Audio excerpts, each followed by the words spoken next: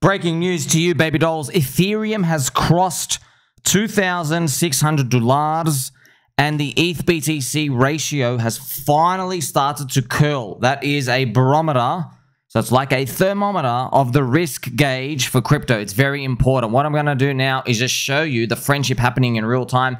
So this is just a screenshot of when it finally crossed through. And these round numbers, they're very important psychologically. Of course, we do have a lot of ground to pretty much make up because ETH BTC is still in poopy land prices.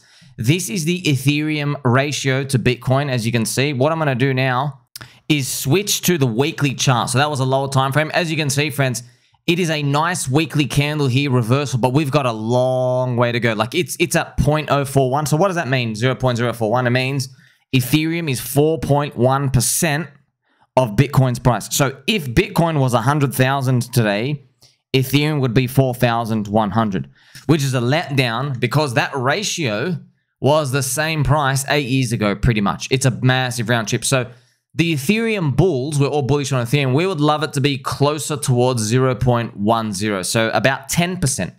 So if Bitcoin's 100K and then you tell me Ethereum is $4,000, it's a failure. It's pretty much a failure because you could have just held Bitcoin for 8 years. However, if Bitcoin's 100K and Ethereum is $10,000, not 4, it's $10,000, the ratio is now up here.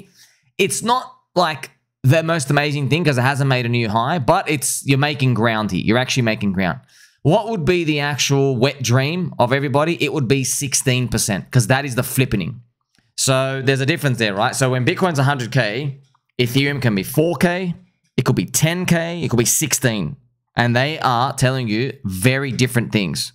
So the ratio crossing is a sign that things are moving around and hopefully there's better times ahead. And of course, I made some jokes here, but it's actually true, friends. I mean, like there were 3 key things that happened to reverse this move, as you can see right here. 3 key things, friends. Firstly, Vitalik singing. When he's like, nee. Vitalik singing at the conference. Everyone remembers that. And that was literally on the 17th of September. That marked the bottom. Actually started shooting up only after that. You also had, at the Solana conference, friends, there is Kyle Salami, who's at the conference, who literally, he made a whole slide. And I'm just showing you a big warning where basically he has a whole slide here. He says, Solana will flip Ethereum.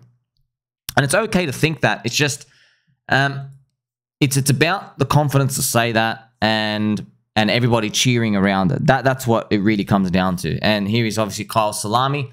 Laura Shin, Multicoin Capital, Kyle Salami is convinced Soy is on its way to flipping ETH, telling Token 2049 attendees in Singapore that Ethereum lacks the North Star. Solana has a guide to its development. So this guy, friends, I mean, like just think about this, friends. Bankless, I mean, the poor souls over there, I mean, rich poor souls, but yeah, the poor souls over there inviting Solana people to come in and just literally take a big, fat, nasty, poopy dump, like baby poopy dump, friends, with peanuts, and they're green, different colors out here, and it's mush. You're like, how'd that come out of you, right? That type of poop, that's all over Ethereum. They invite the Solana maxis, they invite the Solana, the VCs coming in, telling everyone, hey, Ethereum, you're trash, your system doesn't work, blah, blah, blah. We'll see, man. We'll see. It's just classic. That's what happens, man. Now, if you want to know what actually happens during these times, I mean, friends, this is the daily chart of Ethereum, but the Sol BTC ratio will be interesting to track because from now, right, you put it on a weekly chart. From here, if ETH BTC gets to 0.10 and then this thing is around 0.055 here, then it's the same move. They both doubled, but you took on more risk in Solana if you were long. So we don't know what's obviously going to happen from here, but everybody's clearly long for this nice accumulation to go up. But look, just be careful, friends. Look, the fundamentals are the same. You've had maximum exposure. Sure, can you always find another person out there who like sniffs pet rocks to pretty much come in and join the chain? Yeah, but you know, everybody in crypto mainstream, what are they saying? Top 3 coins to own. You got to have the Bitcoin. You got to have the Ethereum. And of course, you got to have the Solana. Why do you have to have Solana? Yeah, oh, because it's got adoption. Pump fun JPEG swapping is good for volumetric dress-ups to maybe market tokens and try to shield developers to try get in and make it look like there's more users. Yeah, that's good, right? That fundamentals. But that ain't good for value creation. ain't no way. Pump fun JPEG swapping. But look, man, there are really, really good meme coins on Solana. There are. The problem, though, is they're in a sea of 40,000 scams and shit ones around them. And there are cabals everywhere. You see? Now, here's the thing. Technically, there's a cabal everywhere, right? In every single coin. The difference, though, is if you go to Blue Ocean area like Pulse Chain, we know all the people. They're on YouTube. They show their face. You know there's Hexy Bastard. You know there's your friend Tommy. You know there's Money Gang Crypto. You know there's Tangang. They all show their faces. You see? You know B Roots. See, showing your face and doxing fans, it just changes the whole game. You know there's Alex Magic Beard. These people come out doing interviews. You have Matty Allen's show. It's right there. It's so easy to grasp and understand. Now, you got to, obviously use some people skills because not everybody has the best intentions, but it's just so much easier and clear and transparent. When you're out here in like digging through this like sea of poop, friends, you want to know what's funny? It's true though. The only people who have doxed themselves in Solana, they're either VCs or they're selling a big product. That's the truth. Go think about it. Don't think about it. Go check it. Go check it. All the people doxed, there's an agenda there. There's a VC, they're on the board of this, they're on the board of that. There isn't. There's nothing grassroots, man. Now, of course, there are grassroots stuff somewhere, and they're not showing their face, okay? Now, here's the thing. I'm not saying if you show your face versus not show your face, it's like good or bad. No. I'm just telling you, what do you think's easier to onboard 1 million people?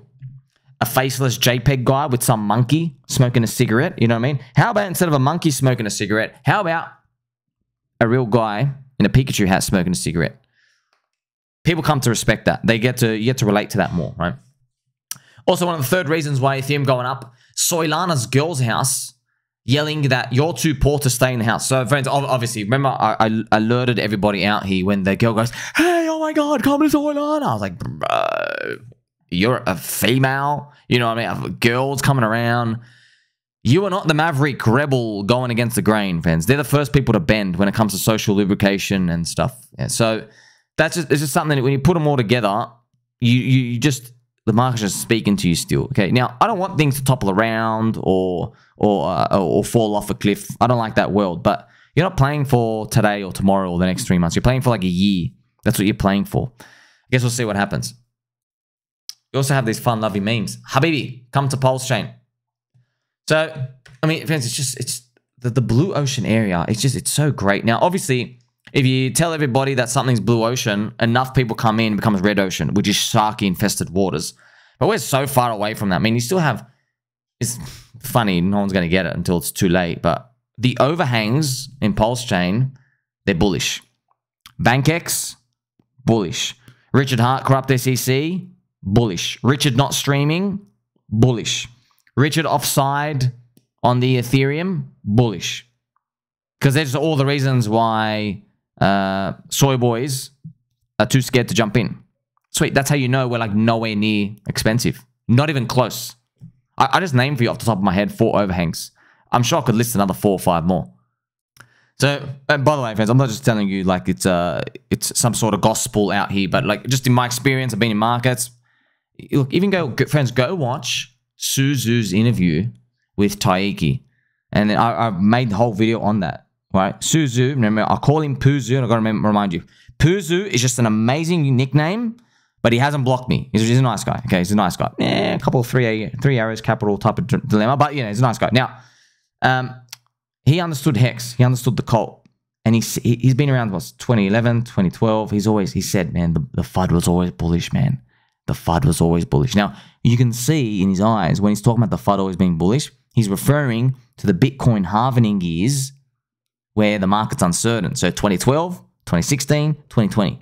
And then as you move on that and you start to move out into the expansion of crypto markets, there's massive FUD that continues. Hex, Ponzi DeFi, or Luna, or all these other things. Right now, there's BitTensor and Tau. He's like, the FUD was always bullish. He goes, just buy the FUD every single time. So he literally now uses, I'm not joking, word for it. I made a whole video on it.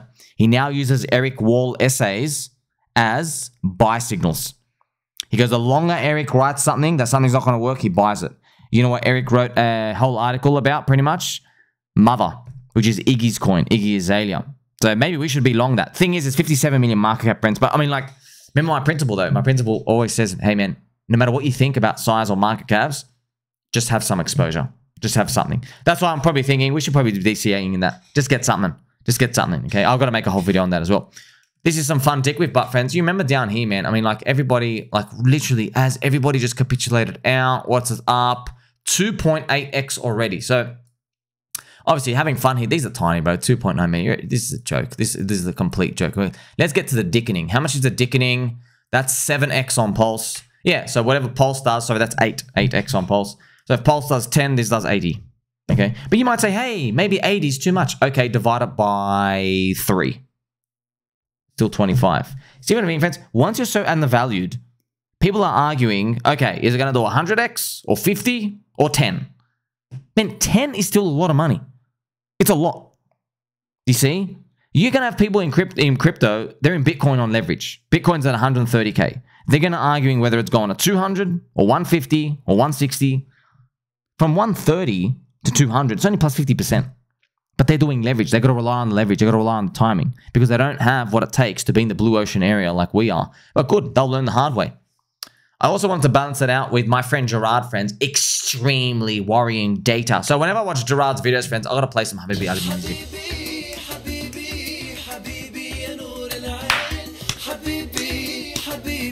Hey, it's funny. I love Gerard's videos, friends. They're really cool. I sometimes chat to Gerard. He always starts his video off with like this alert music. Doom, doo, doo, doo. It's always like, full stress watching it. And it's always like, well, the Bitcoin market. So I love seeing this extreme other stuff. But so other people get scared, but I understand why you get scared because once you finally have been in markets long enough, you truly understand how chaotic and random it is. Okay, it is the same as you walk into a casino and it landed on black. And one guy's telling you, ha ha ha, here's an essay why I was going to land on black. You want to take that guy seriously? Yeah, bro, you don't know shit. You don't know anything, bro. The fact that you're in here means you clearly haven't solved it because the casino lets you tell me about this edge. You can literally apply that to crypto. You say, hey, your magic indicator or your magic data point or all this. Maybe it has an edge in the next going forward, period of time, but it ain't really much of an edge as you think. Maybe confusing brains for the bull market. Maybe you're fooled by randomness, whatever it is. Okay, just because if you really had an edge there, it'd be repeatable. And trust me, you'd be on a yacht somewhere. You wouldn't be talking to me.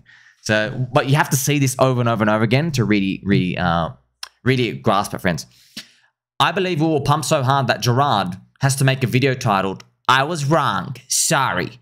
And then we will do the final muscular euphoria pump to get Jim Cramer bullish and Coinbase #1 App Store rank. So I can just feel it, friends. By the way, Gerard's a nice guy, friends. Does a lot of good analytic data, really good stuff. I love his token analysis on things. He goes really into the weeds. He checks holders if they're increasing and stuff like that. He's very analytical, very like, I think he's German. Are you German, Gerard? It's like very like straight edge. It's got to have a formula. It's got to be mathematically sound. There is no room for speculation here. I love that. I love that. Just seeing different types of people mind how they work. But you understand, Gerard's red thumbnail, sir. Gerard, I know you're watching. Okay. You have now made yourself one of the bears.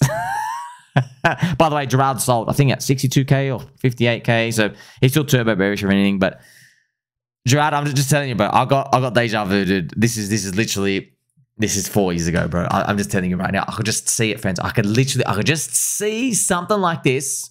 And up here, Gerard's making a video. I was wrong. Sorry. Depends how, now, here's the thing. It just depends how far it comes in. Because, friends, you come to know in markets, there is no free lunch, brother. You don't get to sit here while the economy cracks and just sell this high. You don't. You get it? If bad things were coming, trust me, you could feel it in markets. You would feel it. There'd be lower highs. Stocks would be dropping. There would be capitulations. There would be chinks in the armor. There will be things that try to rescue it. Bro, I'm just telling you now. You do not get a $45 trillion market cap shitcoins called the stock market S&P 500. You don't do this. Japan Pokemon Island couldn't crack you. Random Jim Cramer FUD couldn't crack you. Bro, it doesn't happen, friends. It doesn't. Like, you just go back in the stock market and look, I'm not even going to bother. I've gone through this too many times. The S&P 500 is the Widowmaker. All right? Is the Widowmaker against the Bears. You just can't bet on America, dude. This economy just doesn't do this accidentally. Now, I know it doesn't sound sound. It doesn't sound like, 100% concrete now, but that's good. That means there's plenty of room to go. Once we're at that point again, like we were in earlier this year, once where everybody's on board and everything's great, you go, okay, I got to start asking questions. Why the hell are you bearish, bro? You weren't long for like 3 years. Now you're coming in telling me Bitcoin's going to 450K because you're buying it at 180, telling me it's going to flip gold. Who the hell are you, bro? You know what I mean? I dream of the day we get there because it means all your bags are up 50, 100x and we're just opportunity everywhere. Okay, but we're not there yet. When will the bull market end? When we kill the final bear. Do you see bears around? I see plenty. Make sure you like, subscribe, catch you in the next one.